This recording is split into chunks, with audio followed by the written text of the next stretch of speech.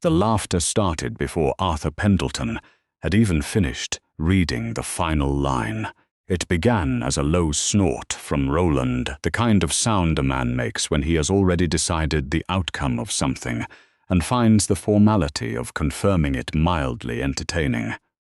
Then Diana's sharp, practiced laugh followed, and within seconds the reading room of Pendleton and Graves felt less like a law office and more like a private joke being shared at someone else's expense.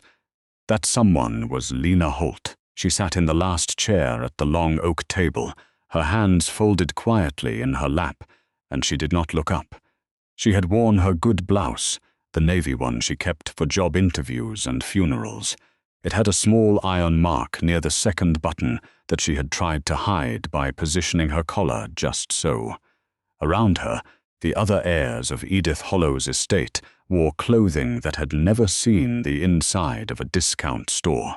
Roland Ashby's suit was the particular shade of charcoal that only came from a tailor who charged by the hour. His wife, Diana, wore a cream blazer and a thin gold bracelet that caught the afternoon light with quiet, consistent arrogance. Their grandmother, Edith Hollow, had died 19 days ago at the age of 87. Edith had been, in the language her family used at cocktail parties, eccentric. In the language closer to the truth, she had been brilliant, private, and deeply suspicious of anyone who wanted something from her. She had built a small but formidable personal fortune through decades of careful, patient investment. The kind of investing that happened in ledgers rather than apps, in handshakes rather than wire transfers. In her final years, as her health collapsed and her world contracted to a single room in the east wing of the Hollow estate, the family had largely found reasons to be elsewhere. Roland had a firm to run. Diana had a renovation project in Provence. The cousins had children, careers, conflicts, the standard inventory of excuses that people reach for when the alternative is sitting beside a dying woman and holding her hand through the night. Lena had no such excuses. For 4 years, she had driven 40 minutes each way from her apartment in the East Side to the Hollow estate every single day. She had learned how to administer the medications, how to reposition the pillows during the bad nights, how to read aloud from the particular novels Edith preferred, long, complicated historical things about families whose secrets outlasted them. She had sat through Edith's silences and through her sudden bursts of sharp, pointed conversation. She had stayed when staying was hard, and stayed when it was harder than that. She had done it because Edith was her grandmother. That was the only reason she had ever needed. Arthur Pendleton, a man whose expression conveyed the permanent, mild displeasure of someone who had been dealing with other people's family crises for 40 years, adjusted his reading glasses and continued. To my grandson Roland Ashby, he read, "I leave the primary residence on Wentworth Avenue, the commercial real estate holdings in the financial district, and the contents of the primary investment accounts at Meridian Wealth Management. The combined estimated value of these assets is $4.2 million. Roland nodded once, the way a man nods when he receives something he already considered his. To my granddaughter-in-law Diana Ashby, I leave the Hollow family jewelry collection, the contents of the private storage unit on Clarendon Street, and a cash disbursement of $300,000 from the estate's liquid reserves." Diana pressed a hand lightly to her chest. She had the look of a woman performing gratitude for an audience. Lena waited. The pause before her name was longer than it needed to be. Pendleton turned a page, smoothed it flat with the side of his hand, and looked up for the briefest moment before looking back down. And to my granddaughter Lena Holt, who gave me her years when years were all I had left to ask for, I leave the object currently held in the secondary storage of this office. Specifically, the iron reliquary box recovered from the lower cellar of the estate in 2019, along with any and all contents therein, Silence. Then Roland laughed. It was not a careful laugh. It was the laugh of a man who had been waiting for something and found it even better than anticipated. He leaned toward Diana and said something behind his hand that Lena could not hear, and Diana covered her mouth, and the sound that came out of her was the particular laugh of a woman who found other people's misfortunes genuinely funny. Pendleton reached behind his desk and lifted an object onto the table. It landed with a heavy, dull thud that made the pen cup rattle. The box was roughly the size of a large hardback dictionary, but it was nothing like any book she had ever seen. It was constructed of blackened iron, mottled with thick patches of deep rust, and something greenish that had eaten into the metal over what appeared to be a very long time. One corner had been repaired at some point with a crude brass patch that had since oxidized into a color that matched nothing around it. A padlock hung from the front clasp, entirely consumed by rust, its keyhole long since fused shut. It looked like something that had been buried, and then forgotten, and then buried again. "Is there a key?" Lena asked, keeping her voice level. "I'm afraid not," Pendleton said.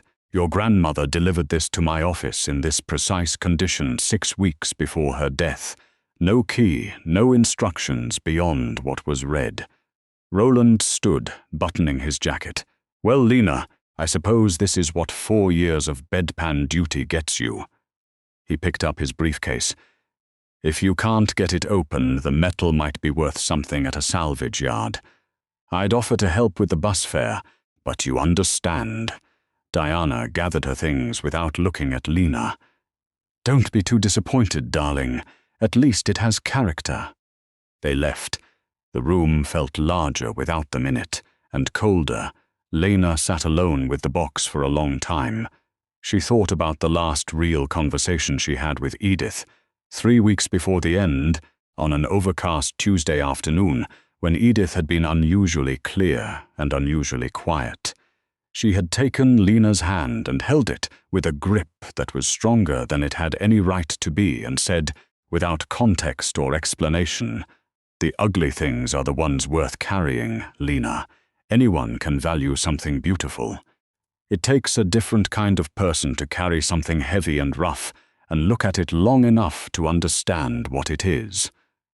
At the time, Lena had thought it was the medication talking. She had written it down anyway, in the small notebook she kept for Edith's better sentences. She was no longer sure it had been the medication. She hoisted the box into her arms. It was extraordinarily heavy, far heavier than its size suggested, with the dense, unyielding weight of something solid all the way through. The rust caught on the sleeve of her good blouse as she carried it out. The box sat on Lena's kitchen table for 2 days. She circled it the way you circle a problem you cannot yet solve. She tried the padlock with every tool she owned, and accomplished nothing except additional scrapes on her palm. The padlock was not merely rusted shut. It appeared to have been deliberately disabled, the mechanism packed with something that had hardened over decades into a substance indistinguishable from the metal itself. On the second evening, running low on both patience and options, she went under the sink and retrieved a bottle of heavy industrial cleaner and an old toothbrush with bent bristles.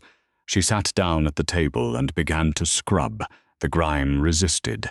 It came away in black, greasy flakes that smelled of age and soil, and something else beneath both, something faintly metallic, like old coins left in a jar.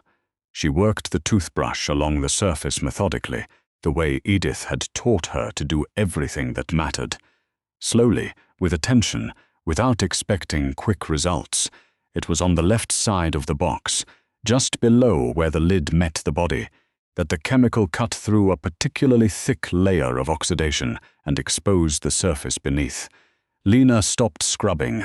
The metal under the rust was not iron. It was not brass.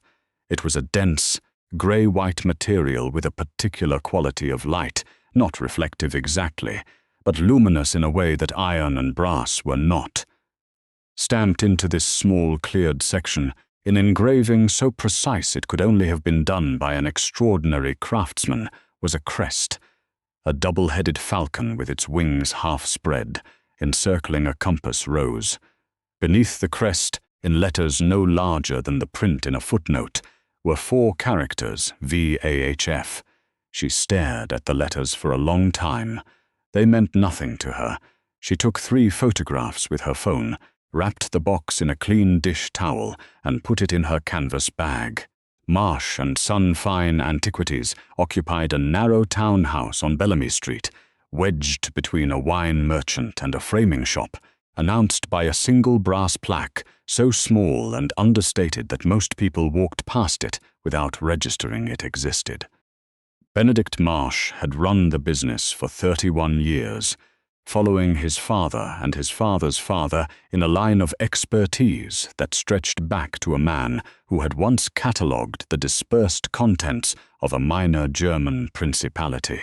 He was behind the counter when Lena came in, examining a pocket watch through a loop, and he did not look up immediately. The shop smelled of beeswax and something older, the particular dry, preserved smell of objects that had been kept carefully for a very long time. "I need an appraisal," Lena said, setting the canvas bag on the counter. Benedict looked up. His eyes moved over her once, her jacket, her bag, the rust stains on her sleeve, with the quick, comprehensive assessment of a man who had spent decades reading objects and had gotten good at reading people as a side effect. "What have you brought?" "I don't know exactly," she said. "That's why I'm here." She unwrapped the dish towel. The box sat on the counter under the shop's halogen lights, and it looked, if anything, worse than it had on her kitchen table. The rust was more apparent in the bright light. The crude brass patch gleamed with an ugliness that seemed almost deliberate. Benedict studied it for a moment without expression. "Where did this come from?" "My grandmother's estate. She left it to me." Benedict picked up his loupe and leaned over the box without touching it. He examined the rusted padlock, then the patched corner, then moved methodically toward the section Lena had cleaned. When the loupe reached the exposed crest and the 4 letters beneath it, his movement stopped, not slowed. Stopped, the quality of his stillness changed. A moment before, he had been a professional conducting a routine examination. Now he was something else. A man confronting something he had not expected to confront, trying to keep the confrontation private. He straightened slowly. He set the loupe on the counter. He looked at Lena for a long moment without speaking, and when he spoke, his voice had lost something it had carried before. "Would you excuse me for a moment?" He went to the back of the shop. Lena heard the sound of a filing cabinet opening and closing, then the heavy thud of something being placed on a surface, then silence. He returned carrying a large, flat reference volume and laid it open on the counter beside the box. When he found what he was looking for, he stopped turning pages. He looked at the open page for a moment, then back at the box, then at the page again. Then he went very still, in the way that people go still when they are recalibrating something fundamental. "Miss Holt." His voice was careful in the way that voices become careful when the speaker is managing something large. "I need to apply a small amount of specialist solvent to the area you cleaned." "Do I have your permission?" "Yes," she said. He pulled on a pair of white cotton gloves and retrieved a small brown glass bottle from beneath the counter. He applied a single drop to the cleared section and wiped it with a microfiber cloth in one slow, deliberate stroke. The metal that emerged was unmistakable. Even Lena knew it, from the particular quality of its weight and its color and the way it seemed to absorb the light in the room rather than reflect it back. It was platinum, not plated, not alloyed. The real thing, solid and dense and completely without the vanity of silver. Benedict set the cloth down on the counter very carefully. He removed his gloves. He placed both hands flat on the glass surface and stood with his head bowed for a moment, and when he raised his head again, Lena saw that his eyes were bright. A single tear moved down his cheek and dropped silently onto the glass counter between them. "The letters," he said. His voice was not quite steady. "VAHF Voss Atelier, House Fabrication." The mark of Heinrich Voss, a master metallurgist and vault engineer who worked exclusively for private clients of extraordinary wealth between 1890 and 1931. He turned the reference volume so she could see the page. There was a photograph, black and white, taken in a studio, of a strongbox, small and unassuming in the photograph, coated in what appeared to be ordinary iron. Heinrich Voss was the foremost practitioner of a technique called protective disguise fabrication. He built vaults for clients who needed to move objects of incalculable value without attracting attention. The platinum structure was coated in a specialized compound of iron oxide and industrial adhesive that was indistinguishable from ordinary rust. From the outside, his vaults looked like discarded industrial equipment.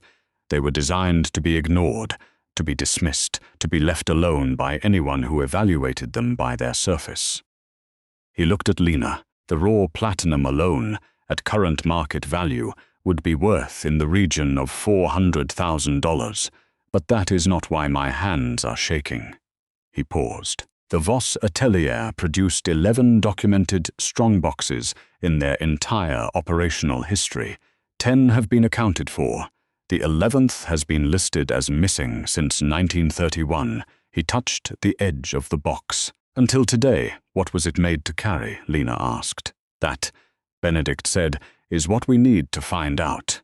He worked in silence for 4 minutes, pressing and sliding components that Lena would never have identified as components. Each step produced a sound, sometimes a click, sometimes a deeper, more resonant engagement of something internal. On the final step, he applied pressure to the base of the padlock itself, which released the entire front face of the box, which slid downward 1/2 inch, breaking a seal that had been airtight for longer than either of them had been alive. The lid lifted. The interior was lined in midnight blue velvet, dense and perfectly preserved.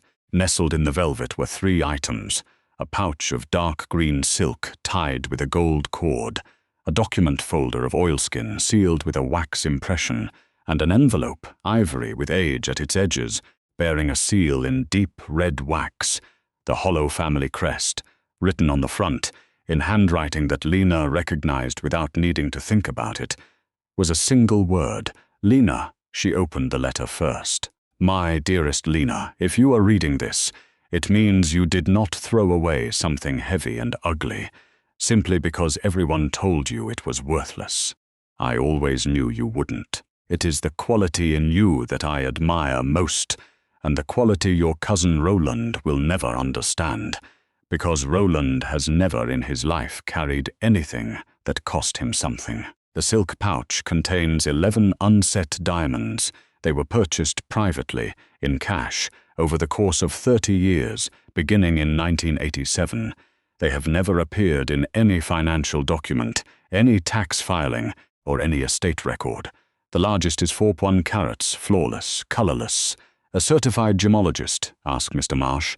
He will know who to call. Will tell you that the 11 stones together are worth somewhere between $2 and $3 million at private sale. The oilskin folder contains the deed and incorporation documents for a holding company registered in Delaware in 1994. The company holds the title to a commercial building on Hartwell Street. It has been leased continuously for 26 years. The annual income is $160,000. The building itself was independently appraised 18 months ago at $2.8 million. The holding company's attorney is Harriet Cole of Cole and Associates on Federal Street. She has been expecting contact for some time. Roland will come when he hears. He always comes when he believes he has missed something. He will make legal arguments. He will claim that what is in this box belongs to the primary estate. He will be wrong. Everything in this box was purchased privately, held privately, and transferred to you through instruments that predate the will and operate entirely outside its reach. Harriet will explain this in terms that even Roland's lawyers will not be able to argue with. One final thing. The assets in this box are not a reward for what you did for me. They are a recognition of who you are. You came every day not because you expected anything. You came because it was right. I have watched you long enough to know the difference, and so have you. I love you without condition and without reservation. I should have said it more plainly when I was in a position to say it out loud. Grandmother Lena read the letter twice. She was standing in Benedict Marsh's shop under the halogen lights, with rust stains on her sleeve and her good blouse slightly wrong at the collar, and she read it twice. Then she opened the silk pouch. The diamonds caught the light in the way that only real diamonds do. Not with the flashy refraction of glass or crystal, but with a deep, quiet fire that seemed to come from inside the stones rather than from the light hitting them. Benedict, standing across the counter, made a sound that was not a word when he saw them. He reached for his loupe without being asked, and when he examined the largest stone, he set the loupe down slowly and said nothing for a moment. "Miss Holt," he said finally, "I need to make a phone call." "Make it," she said. She called Harriet Cole while Benedict was in the back of the shop. Harriet answered on the second ring, and the first thing she said was, "I was wondering when I would hear from you. Your grandmother said to expect a call within 2 weeks of the reading. She said you would take a few days to think before acting. She said you were careful that way." "She was right," Lena said. "She usually was," Harriet said. "Come to my office tomorrow morning. Bring the documents from the oilskin folder." Edith was extraordinarily thorough. She spent 18 months building a structure that could not be reached. Roland can file whatever he likes. It will not change the outcome. Roland arrived at Lena's apartment on a Thursday morning, 4 days later. He came with 2 attorneys whose suits indicated a billing rate that would have paid Lena's rent for several years. He came with Arthur Pendleton, looking uncomfortable, and with Diana, who had exchanged her cream blazer for something darker, as if she had dressed for a negotiation. Lena opened the door in the tailored jacket she had purchased 3 days earlier. The first new piece of clothing she had bought in 2 years, charcoal gray, properly fitted, and she did not step back to let them in immediately. "Roland," she said. "This is a mistake," he said. "Whatever you think you found, the contents of that box belong to the primary estate. Physical objects recovered from estate property fall under that designation." "Come in," Lena said. They filed into her apartment. From the bedroom doorway, Harriet Cole emerged. She was a compact woman in her late 50s with the particular economy of movement of someone who had spent decades in courtrooms and had learned never to expend energy she might need later. "Mr. Ashby," she said, extending a folder to the nearest attorney. "I have taken the liberty of preparing a summary document for your review. I suggest you read it before we continue." The attorney opened the folder. He read the first page, then the second. He looked at his colleague. The colleague read both pages. A particular quality of stillness entered the room. "The holding company," Harriet said, "was established in 1994, 27 years before your grandmother's death. The assets it holds were transferred to Ms. Holt as successor beneficiary upon your grandmother's death by operation of a trust instrument that predates the will by nearly 3 decades. These assets were never part of your grandmother's personal estate.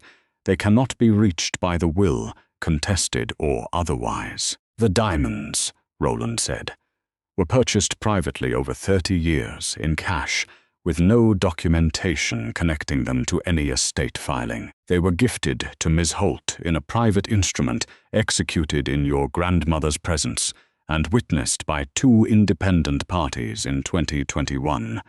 The transfer was complete before your grandmother's death. Harriet paused. There is nothing in this room that belongs to you, Roland. There is nothing here that your attorneys can reach. The attorneys were already exchanging a look that said exactly what Harriet had predicted. Roland turned to Lena.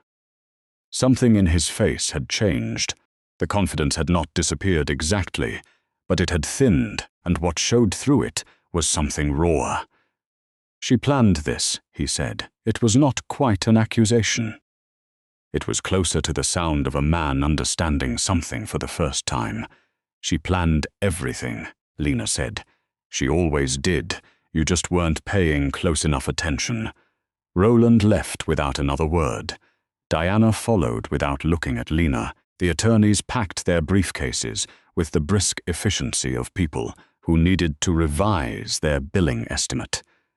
Pendleton offered Lena a small, private nod as he passed, the nod of a man who had known more than he was permitted to say, and was glad to see things resolve the way they had. Lena closed the door and stood in the quiet apartment.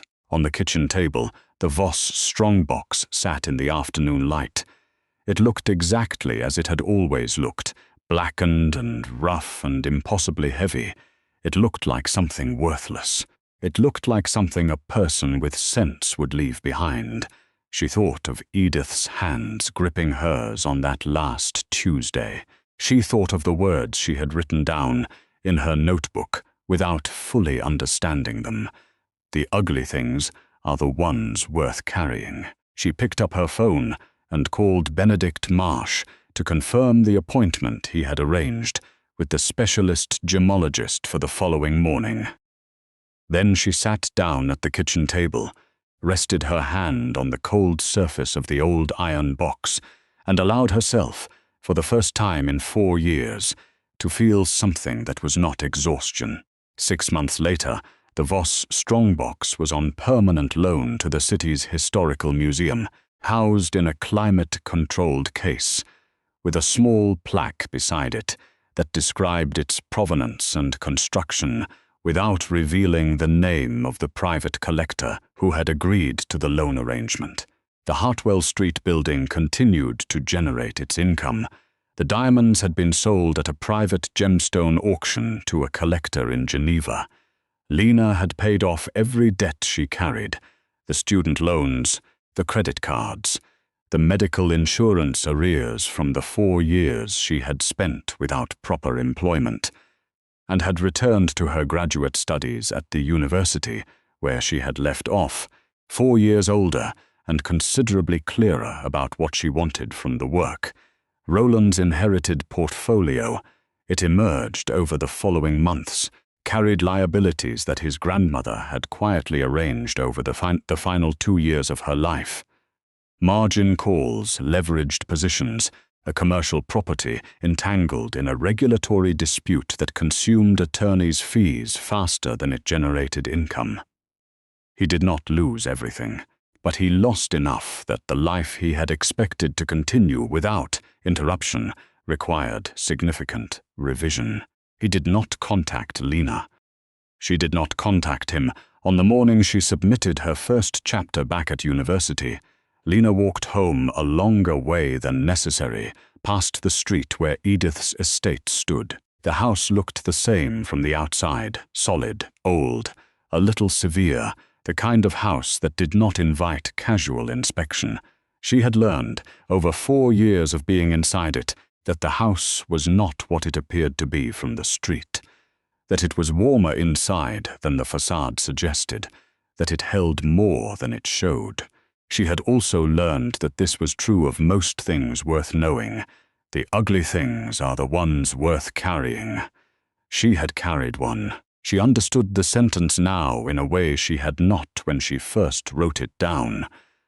She walked home in the late afternoon light, and for the first time in longer than she could easily calculate, The future felt like something she was moving toward, rather than something she was trying to survive. If this story stayed with you, if you have ever been handed something heavy and rough that the world told you was worthless, and you carried it anyway, share this with someone who needs to hear it today. And tell me in the comments, what is the one thing in your life that looked like nothing from the outside, but turned out to carry everything?